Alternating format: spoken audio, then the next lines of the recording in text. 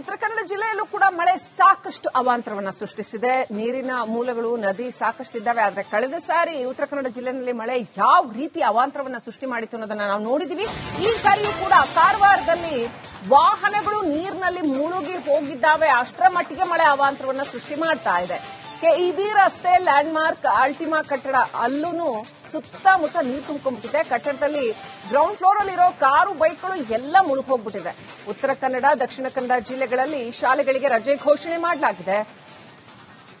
ಅಂಗನವಾಡಿಯಿಂದ ಪ್ರೌಢಶಾಲೆವರೆಗೆ ರಜೆ ಘೋಷಣೆ ಮಾಡಿದ್ದಾರೆ.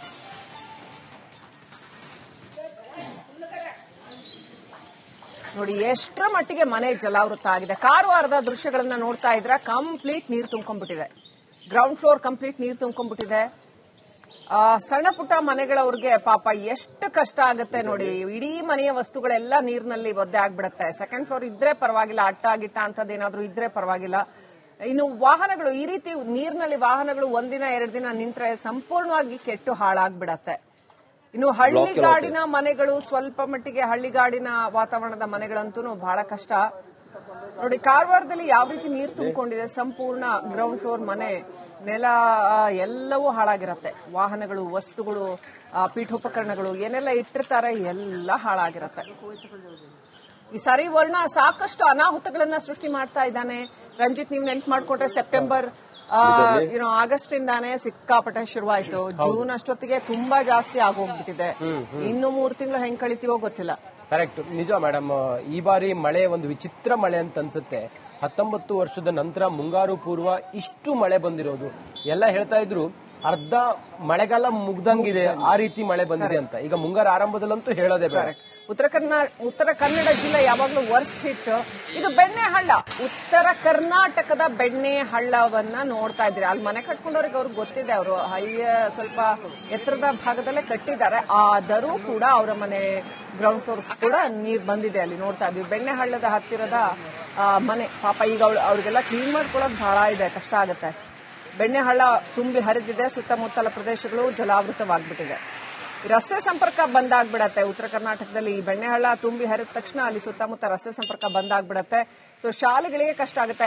ಐ ಥಿಂಕ್ ಈ ಸಾರಿ ಈ ತರ ಅತಿವೃಷ್ಟಿಯ ಸನ್ನಿವೇಶವನ್ನ ನಾವು ಮೊದಲೇ ಕಡೆ ಪಕ್ಷ ಆಗಸ್ಟ್ ಸೆಪ್ಟೆಂಬರ್ ಅಲ್ಲೇ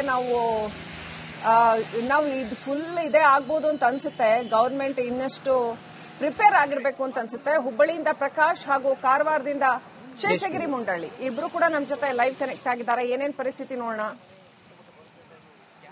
ಆಲ್ ರೈಟ್,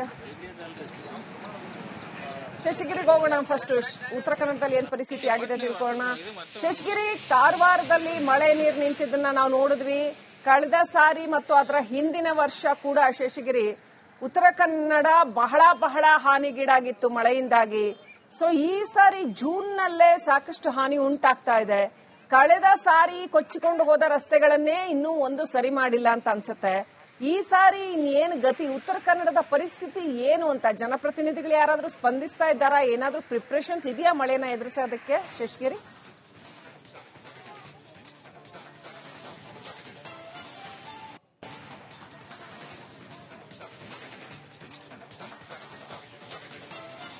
ಹೌದು ಶ್ರೀಲಕ್ಷ್ಮಿ, ಉತ್ತರ ಕನ್ನಡ ಜಿಲ್ಲೆಯಲ್ಲಿ ಕಳೆದ ರಾತ್ರಿಯಿಂದ ಭಾರಿ ಪ್ರಮಾಣದ ಮಳೆ ಬೀಳ್ತಾ ಇದೆ. ಅದರಲ್ಲೂ ಕರಾವಳಿ ಭಾಗದಲ್ಲಿ ಹೆಚ್ಚಿನ ಮಳೆಯಿಂದಾಗಿ ಜನ ತೊಂದರೆ ಕೂಡ ಅನುಭವಿಸಿರುವಂತದ್ದು. ಯಾಕಂತ ಹೇಳಿದ್ರೆ ರಾತ್ರಿ 12 ಗಂಟೆಯಿಂದ ನಿರಂತರವಾಗಿ ಸುರಿದ ಮಳೆಯಿಂದಾಗಿ ಕಾರವಾರ ನಗರ ಪ್ರದೇಶ ಕೂಡ ಸಂಪೂರ್ಣ ಮುಳುಗಡೆಯಾಗಿದೆ ಅಂತ ಹೇಳ್ಬೋದು. ಈಗ ಈ ಮಳೆ ಕೂಡ ಕೊಂಚ ವಿಶ್ರಾಂತಿ ಕೂಡ ಪಡೆದುಕೊಂಡಿದೆ. ನಾನೀಗ ಕಾರವಾರ ನಗರದಲ್ಲಿದ್ದೇನೆ. ಇದೀಗ ಮಳೆ ಕಡಿಮೆ ಆದ ಪರಿಣಾಮವಾಗಿ ನೀರು ಕೂಡ ಇಳಿಮುಖವಾಗಿದೆ. ಆದರೂ ಕೂಡ ಅಲ್ಲಲ್ಲಿ ತಗ್ಗು ಪ್ರದೇಶಗಳಲ್ಲಿ ನೀರು ನಿಂತಿರುವುದನ್ನು ನಾವು ಕಾಣಬಹುದು. ಬಹಳ ಪ್ರಮುಖ ಕಾರವಾರ ನಗರದ ಗೀತಾಂಜಲಿ ರೋಡ್ ಆಗಿರ್ಬೋದು ಅಥವಾ ಕೆಇಬಿ ರಸ್ತೆ ಆಗಿರ್ಬೋದು, ಸಾಯಿಕಟ್ಟ, ಪದ್ಮನಾಭನಗರ ಸೇರಿದಂತೆ ಬೇರೆ ಬೇರೆ ಭಾಗಗಳಲ್ಲಿ ನೀರು ಕೂಡ ತುಂಬಿ ಜನ ಕೂಡ ತೊಂದರೆ ಕೂಡ ಅನುಭವಿಸಿದ್ದಾರೆ. ಯಾಕಂತ ಹೇಳಿದ್ರೆ ಈಗಾಗಲೇ ಕೆಇಬಿ ರಸ್ತೆ ಪಕ್ಕದಲ್ಲಿರುವ ಒಂದು ಕಟ್ಟಡದ ನೆಲ ಅಂತಸ್ತಿನಲ್ಲಿ ಕೂಡ ನೀರು ತುಂಬಿದ್ರಿಂದ ಸುಮಾರು 12ಕ್ಕೂ ಹೆಚ್ಚು ಕಾರುಗಳು ಮತ್ತು ದ್ವಿಚಕ್ರ ವಾಹನಗಳು ಕೂಡ ಮುಳುಗಡೆಯಾಗಿದೆ. ಗಮನಿಸಬಹುದು ಯಾವ ರೀತಿಯಾಗಿ ನೀರು ಕೂಡ ಕಾರವಾರ ನಗರಸಭೆ ವ್ಯಾಪ್ತಿಗೆ ಸೇರಿದ ಗಟಾರಿನಲ್ಲಿ ನೀರು ಕೂಡ ತುಂಬಿ ಹರಿತಿರುವ ದೃಶ್ಯವನ್ನು ನಾವು ಗಮನಿಸಬಹುದು. ಯಾಕಂತ ಹೇಳಿದ್ರೆ ಈಗಾಗಲೇ ಕಳೆದ ವರ್ಷ ಕೂಡ ಜುಲೈ ತಿಂಗಳಲ್ಲಿ ಸಾಕಷ್ಟು ಪ್ರಮಾಣದ ಮಳೆ ಸುರಿದು ಜನ ಕೂಡ ತೊಂದರೆಯನ್ನು ಅನುಭವಿಸಿದ್ರು. ಗುಡ್ಡ ಕುಸಿತ ಉಂಟಾಗಿತ್ತು, ಜನಜೀವನ ಅಸ್ತವ್ಯಸ್ತವಾಗಿತ್ತು. ಅದೇ ರೀತಿ ಕೂಡ ನಿನ್ನೆ ರಾತ್ರಿಯಿಂದ ಸುರಿದ ಮಳೆಯಿಂದಾಗಿ ಕಾರವಾರ ನಗರ ಆಗಿರಬಹುದು ಅಥವಾ ಅಂಕೋಲಾ, ಕುಮಟಾ, ಭಟ್ಕಳ ಸೇರಿದಂತೆ ಬೇರೆ ಬೇರೆ ಭಾಗಗಳಲ್ಲೂ ಕೂಡ ಮಳೆಯಿಂದ ಜನ ತೊಂದರೆಯನ್ನು ಕೂಡ ಅನುಭವಿಸಿದ್ದಾರೆ. ಅದರಲ್ಲೂ ಕಾರವಾರದ ಬೈತ್ಕೋಲ ಆಗಿರ್ಬೋದು, ಬಿಣಗ ಆಗಿರ್ಬೋದು, ಬೇರೆ ಬೇರೆ ಗ್ರಾಮೀಣ ಪ್ರದೇಶಗಳಲ್ಲೂ ಕೂಡ ಮಳೆ ನೀರಿನಿಂದ ಜನ ತೀವ್ರ ತೊಂದರೆಯನ್ನು ಕೂಡ ಅನುಭವಿಸಿದ್ದಾರೆ. ಈಗ ಮತ್ತೆ 3 ದಿನಗಳ ಕಾಲ ರೆಡ್ ಅಲರ್ಟ್ ಅನ್ನ ಘೋಷಣೆ ಮಾಡಿದ್ರಿಂದ ಜನ ಕೂಡ ಎಚ್ಚರ ಆಗಿರಬೇಕೆಂಬ ಮಾಹಿತಿಯನ್ನು ಸಂಬಂಧಪಟ್ಟ ಜಿಲ್ಲಾಡಳಿತ ಕೂಡ ನೀಡಿರುವಂತದ್ದು. ಅದರಲ್ಲೂ ಮುನ್ನೆಚ್ಚರಿಕೆಯಾಗಿ ಶಾಲಾ ಕಾಲೇಜುಗಳಿಗೆ ಜಿಲ್ಲಾಧಿಕಾರಿಗಳು ರಜೆಯನ್ನು ಕೂಡ ಘೋಷಣೆ ಮಾಡಿದ್ದಾರೆ. ಜೂನ್ 17ರವರೆಗೆ ಮಳೆ ಮುಂದುವರಿಯುವ ಸಾಧ್ಯತೆಗಳ ಬಗ್ಗೆ ಹವಾಮಾನ ಇಲಾಖೆ ತಿಳಿಸಿದೆ. ಹೀಗಾಗಿ ಜನ ಕೂಡ ಜಾಗ್ರತೆಯಿಂದ ಇರಬೇಕಾದ ಎಲ್ಲ ಅವಶ್ಯಕತೆ ಕೂಡ ಇದ್ದಿರುವಂತದ್ದು. Shrilakshmi, right, thank you Shashigiri ಡೀಟೇಲ್ಸ್ಗಾಗಿ. ಓಕೆ, ಪ್ರಕಾಶ್ ಕೂಡ ಇದ್ದಾರೆ ಹುಬ್ಬಳ್ಳಿಯಲ್ಲೂ ಕೂಡ ಬೇರೆ ಬೇರೆ ರೀತಿಯಲ್ಲಿ ಅಲ್ಲಿ ಮಳೆ ಅವಾಂತರಗಳನ್ನ ಸೃಷ್ಟಿ. ಉತ್ತರ ಕನ್ನಡ ಜಿಲ್ಲೆಯಲ್ಲೂ ಕೂಡ ಮಳೆ ಸಾಕಷ್ಟು ಅವಾಂತರವನ್ನ ಸೃಷ್ಟಿಸಿದೆ. ನೀರಿನ ಮೂಲಗಳು, ನದಿ ಸಾಕಷ್ಟಿದ್ದಾವೆ. ಆದ್ರೆ ಕಳೆದ ಸಾರಿ ಉತ್ತರ ಕನ್ನಡ ಜಿಲ್ಲೆಯಲ್ಲಿ ಮಳೆ ಯಾವ ರೀತಿ ಅವಾಂತರವನ್ನ ಸೃಷ್ಟಿ ಮಾಡಿತ್ತು ಅನ್ನೋದನ್ನ ನಾವು ನೋಡಿದೀವಿ. ಈ ಸಾರಿಯೂ ಕೂಡ ಕಾರವಾರದಲ್ಲಿ ವಾಹನಗಳು ನೀರಿನಲ್ಲಿ ಮುಳುಗಿ ಹೋಗಿದ್ದಾವೆ. ಅಷ್ಟರ ಮಟ್ಟಿಗೆ ಮಳೆ ಅವಾಂತರವನ್ನ ಸೃಷ್ಟಿ ಮಾಡ್ತಾ ಇದೆ. ಕೆಇಬಿ ರಸ್ತೆ, ಲ್ಯಾಂಡ್ಮಾರ್ಕ್, ಆಲ್ಟಿಮಾ ಕಟ್ಟಡ ಅಲ್ಲೂ ಸುತ್ತಮುತ್ತ ನೀರು ತುಂಬಿಕೊಂಡಿದೆ. ಕಟ್ಟಡದಲ್ಲಿ ಗ್ರೌಂಡ್ ಫ್ಲೋರ್ ಅಲ್ಲಿರೋ ಕಾರು, ಬೈಕ್ಗಳು ಎಲ್ಲ ಮುಳುಗಿ ಹೋಗ್ಬಿಟ್ಟಿದೆ. ಉತ್ತರ ಕನ್ನಡ, ದಕ್ಷಿಣ ಕನ್ನಡ ಜಿಲ್ಲೆಗಳಲ್ಲಿ ಶಾಲೆಗಳಿಗೆ ರಜೆ ಘೋಷಣೆ ಮಾಡಲಾಗಿದೆ. ಅಂಗನವಾಡಿಯಿಂದ ಪ್ರೌಢಶಾಲೆವರೆಗೆ ರಜೆ ಘೋಷಣೆ ಮಾಡಿದ್ದಾರೆ.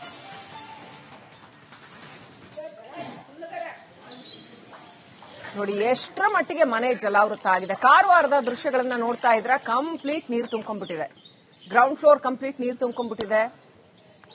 ಸಣ್ಣ ಪುಟ್ಟ ಮನೆಗಳವ್ರಿಗೆ ಪಾಪ ಎಷ್ಟು ಕಷ್ಟ ಆಗುತ್ತೆ ನೋಡಿ. ಇಡೀ ಮನೆಯ ವಸ್ತುಗಳೆಲ್ಲ ನೀರಿನಲ್ಲಿ ಒದ್ದೆ ಆಗ್ಬಿಡುತ್ತೆ. ಸೆಕೆಂಡ್ ಫ್ಲೋರ್ ಇದ್ರೆ ಪರವಾಗಿಲ್ಲ, ಅಟ್ಟ ಗಿಟ್ಟ ಅಂತದ್ದೇನಾದ್ರೂ ಇದ್ರೆ ಪರವಾಗಿಲ್ಲ. ಇನ್ನು ವಾಹನಗಳು, ಈ ರೀತಿ ನೀರಿನಲ್ಲಿ ವಾಹನಗಳು 1 ದಿನ 2 ದಿನ ನಿಂತ್ರೆ ಸಂಪೂರ್ಣವಾಗಿ ಕೆಟ್ಟು ಹಾಳಾಗ್ಬಿಡತ್ತೆ. ಇನ್ನು ಹಳ್ಳಿಗಾಡಿನ ಮನೆಗಳು, ಸ್ವಲ್ಪ ಮಟ್ಟಿಗೆ ಹಳ್ಳಿಗಾಡಿನ ವಾತಾವರಣದ ಮನೆಗಳಂತೂ ಬಹಳ ಕಷ್ಟ ನೋಡಿ. ಕಾರವಾರದಲ್ಲಿ ಯಾವ ರೀತಿ ನೀರು ತುಂಬಿಕೊಂಡಿದೆ, ಸಂಪೂರ್ಣ ಗ್ರೌಂಡ್ ಫ್ಲೋರ್ ಮನೆ, ನೆಲ ಎಲ್ಲವೂ ಹಾಳಾಗಿರತ್ತೆ. ವಾಹನಗಳು, ವಸ್ತುಗಳು, ಪೀಠೋಪಕರಣಗಳು ಏನೆಲ್ಲ ಇಟ್ಟಿರ್ತಾರೆ ಎಲ್ಲ ಹಾಳಾಗಿರತ್ತೆ. ಈ ಸಾರಿ ವರ್ಣ ಸಾಕಷ್ಟು ಅನಾಹುತಗಳನ್ನ ಸೃಷ್ಟಿ ಮಾಡ್ತಾ ಇದ್ದಾನೆ. ರಂಜಿತ್, ನೀವು ನೆನ್ಪು ಮಾಡ್ಕೊಂಡ್ರೆ ಸೆಪ್ಟೆಂಬರ್ ಆಗಸ್ಟ್ ಇಂದಾನೆ ಸಿಕ್ಕಾಪಟ್ಟೆ ಶುರುವಾಯ್ತು. ಜೂನ್ ಅಷ್ಟೊತ್ತಿಗೆ ತುಂಬಾ ಜಾಸ್ತಿ ಆಗೋಗ್ಬಿಟ್ಟಿದೆ. ಇನ್ನು 3 ತಿಂಗಳು ಹೆಂಗ್ ಕಳಿತೀವೋ ಗೊತ್ತಿಲ್ಲ. ಕರೆಕ್ಟ್, ನಿಜ ಮೇಡಮ್. ಈ ಬಾರಿ ಮಳೆ ಒಂದು ವಿಚಿತ್ರ ಮಳೆ ಅಂತ ಅನ್ಸುತ್ತೆ. 19 ವರ್ಷದ ನಂತರ ಮುಂಗಾರು ಪೂರ್ವ ಇಷ್ಟು ಮಳೆ ಬಂದಿರೋದು. ಎಲ್ಲ ಹೇಳ್ತಾ ಇದ್ರು ಅರ್ಧ ಮಳೆಗಾಲ ಮುಗ್ದಂಗಿದೆ, ಆ ರೀತಿ ಮಳೆ ಬಂದಿದೆ ಅಂತ. ಈಗ ಮುಂಗಾರು ಆರಂಭದಲ್ಲಂತೂ ಹೇಳೋದೇ ಬೇಡ. ಉತ್ತರ ಕನ್ನಡ ಜಿಲ್ಲೆ ಯಾವಾಗ್ಲೂ ವರ್ಸ್ಟ್ ಹಿಟ್. ಇದು ಬೆಣ್ಣೆಹಳ್ಳ, ಉತ್ತರ ಕರ್ನಾಟಕದ ಬೆಣ್ಣೆಹಳ್ಳವನ್ನ ನೋಡ್ತಾ ಇದ್ರಿ. ಅಲ್ಲಿ ಮನೆ ಕಟ್ಕೊಂಡವ್ರಿಗೆ ಅವ್ರಿಗೆ ಗೊತ್ತಿದೆ. ಅವರು ಸ್ವಲ್ಪ ಎತ್ತರದ ಭಾಗದಲ್ಲೇ ಕಟ್ಟಿದ್ದಾರೆ. ಆದರೂ ಕೂಡ ಅವರ ಮನೆ ಗ್ರೌಂಡ್ ಫ್ಲೋರ್ ಕೂಡ ನೀರು ಬಂದಿದೆ. ಅಲ್ಲಿ ನೋಡ್ತಾ ಇದ್ವಿ. ಬೆಣ್ಣೆಹಳ್ಳದ ಹತ್ತಿರದ ಮನೆ. ಪಾಪ ಈಗ ಅವ್ರಿಗೆಲ್ಲ ಕ್ಲೀನ್ ಮಾಡ್ಕೊಳ್ಳೋದು ಬಹಳ ಇದೆ, ಕಷ್ಟ ಆಗುತ್ತೆ. ಬೆಣ್ಣೆಹಳ್ಳ ತುಂಬಿ ಹರಿದಿದೆ. ಸುತ್ತಮುತ್ತಲ ಪ್ರದೇಶಗಳು ಜಲಾವೃತವಾಗ್ಬಿಟ್ಟಿದೆ. ರಸ್ತೆ ಸಂಪರ್ಕ ಬಂದಾಗ್ಬಿಡತ್ತೆ. ಉತ್ತರ ಕರ್ನಾಟಕದಲ್ಲಿ ಈ ಬೆಣ್ಣೆಹಳ್ಳ ತುಂಬಿ ಹರಿದ ತಕ್ಷಣ ಅಲ್ಲಿ ಸುತ್ತಮುತ್ತ ರಸ್ತೆ ಸಂಪರ್ಕ ಬಂದಾಗ್ಬಿಡತ್ತೆ. ಸೊ ಶಾಲೆಗಳಿಗೆ ಕಷ್ಟ ಆಗುತ್ತೆ. ಐ ಥಿಂಕ್ ಈ ಸಾರಿ ಈ ತರ ಅತಿವೃಷ್ಟಿಯ ಸನ್ನಿವೇಶವನ್ನ ನಾವು ಮೊದಲೇ ಕಡೆ ಪಕ್ಷ ಆಗಸ್ಟ್ ಸೆಪ್ಟೆಂಬರ್ ಅಲ್ಲೇ ನಾವು ಇದು ಫುಲ್ ಇದೇ ಆಗ್ಬೋದು ಅಂತ ಅನ್ಸುತ್ತೆ. ಗವರ್ಮೆಂಟ್ ಇನ್ನಷ್ಟು ಪ್ರಿಪೇರ್ ಆಗಿರ್ಬೇಕು ಅಂತ ಅನ್ಸುತ್ತೆ. ಹುಬ್ಬಳ್ಳಿಯಿಂದ ಪ್ರಕಾಶ್ ಹಾಗೂ ಕಾರವಾರದಿಂದ ಶೇಷಗಿರಿ ಮುಂಡಳ್ಳಿ ಇಬ್ರು ಕೂಡ ನಮ್ಮ ಜೊತೆ ಲೈವ್ ಕನೆಕ್ಟ್ ಆಗಿದ್ದಾರೆ. ಏನೇನ್ ಪರಿಸ್ಥಿತಿ ನೋಡೋಣ. ಆಲ್ ರೈಟ್, ಶೇಷಗಿರಿಗೆ ಹೋಗೋಣ. ಫಸ್ಟ್ ಉತ್ತರ ಕನ್ನಡದಲ್ಲಿ ಏನ್ ಪರಿಸ್ಥಿತಿ ಆಗಿದೆ ತಿಳ್ಕೊಳ್ಳೋಣ. ಶೇಷಗಿರಿ, ಕಾರವಾರದಲ್ಲಿ ಮಳೆ ನೀರು ನಿಂತಿದ್ದನ್ನ ನಾವು ನೋಡಿದ್ವಿ ಕಳೆದ ಸಾರಿ ಮತ್ತು ಅದರ ಹಿಂದಿನ ವರ್ಷ ಕೂಡ. ಶೇಷಗಿರಿ, ಉತ್ತರ ಕನ್ನಡ ಬಹಳ ಹಾನಿಗೀಡಾಗಿತ್ತು ಮಳೆಯಿಂದಾಗಿ. ಸೊ ಈ ಸಾರಿ ಜೂನ್ ನಲ್ಲೇ ಸಾಕಷ್ಟು ಹಾನಿ ಉಂಟಾಗ್ತಾ ಇದೆ. ಕಳೆದ ಸಾರಿ ಕೊಚ್ಚಿಕೊಂಡು ಹೋದ ರಸ್ತೆಗಳನ್ನೇ ಇನ್ನೂ ಒಂದು ಸರಿ ಮಾಡಿಲ್ಲ ಅಂತ ಅನ್ಸುತ್ತೆ. ಈ ಸಾರಿ ಇನ್ನೇನು ಗತಿ, ಉತ್ತರ ಕನ್ನಡದ ಪರಿಸ್ಥಿತಿ ಏನು ಅಂತ ಜನಪ್ರತಿನಿಧಿಗಳು ಯಾರಾದ್ರೂ ಸ್ಪಂದಿಸ್ತಾ ಇದ್ದಾರಾ? ಏನಾದ್ರೂ ಪ್ರಿಪರೇಷನ್ಸ್ ಇದೆಯಾ ಮಳೆನ ಎದುರಿಸೋದಕ್ಕೆ? ಶೇಷಗಿರಿ,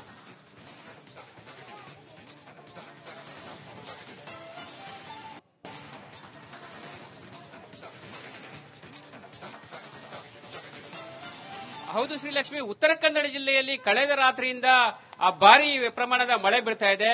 ಅದರಲ್ಲೂ ಕರಾವಳಿ ಭಾಗದಲ್ಲಿ ಹೆಚ್ಚಿನ ಮಳೆಯಿಂದಾಗಿ ಜನ ತೊಂದರೆ ಕೂಡ ಅನುಭವಿಸಿರುವಂತದ್ದು. ಯಾಕಂತ ಹೇಳಿದ್ರೆ ರಾತ್ರಿ 12 ಗಂಟೆಯಿಂದ ನಿರಂತರವಾಗಿ ಸುರಿದ ಮಳೆಯಿಂದಾಗಿ ಕಾರವಾರ ನಗರ ಪ್ರದೇಶ ಕೂಡ ಸಂಪೂರ್ಣ ಮುಳುಗಡೆಯಾಗಿದೆ ಅಂತ ಹೇಳ್ಬೋದು.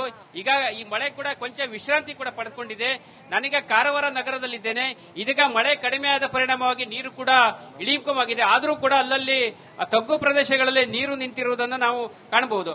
ಬಹಳ ಪ್ರಮುಖ ಕಾರವಾರ ನಗರದ ಗೀತಾಂಜಲಿ ರೋಡ್ ಆಗಿರ್ಬೋದು ಅಥವಾ ಕೆಇಬಿ ರಸ್ತೆ ಆಗಿರ್ಬೋದು, ಸಾಯಿಕಟ್ಟ, ಪದ್ಮನಾಭನಗರ ಸೇರಿದಂತೆ ಬೇರೆ ಬೇರೆ ಭಾಗಗಳಲ್ಲಿ ನೀರು ಕೂಡ ತುಂಬಿ ಜನ ಕೂಡ ತೊಂದರೆ ಕೂಡ ಅನುಭವಿಸಿದ್ದಾರೆ. ಯಾಕಂತ ಹೇಳಿದ್ರೆ ಈಗಾಗಲೇ ಕೆಇಬಿ ರಸ್ತೆ ಪಕ್ಕದಲ್ಲಿರುವ ಒಂದು ಕಟ್ಟಡದ ನೆಲ ಅಂತಸ್ತಿನಲ್ಲಿ ಕೂಡ ನೀರು ತುಂಬಿದ್ರಿಂದ ಸುಮಾರು 12ಕ್ಕೂ ಹೆಚ್ಚು ಕಾರುಗಳು ಮತ್ತು ದ್ವಿಚಕ್ರ ವಾಹನಗಳು ಕೂಡ ಮುಳುಗಡೆಯಾಗಿದೆ.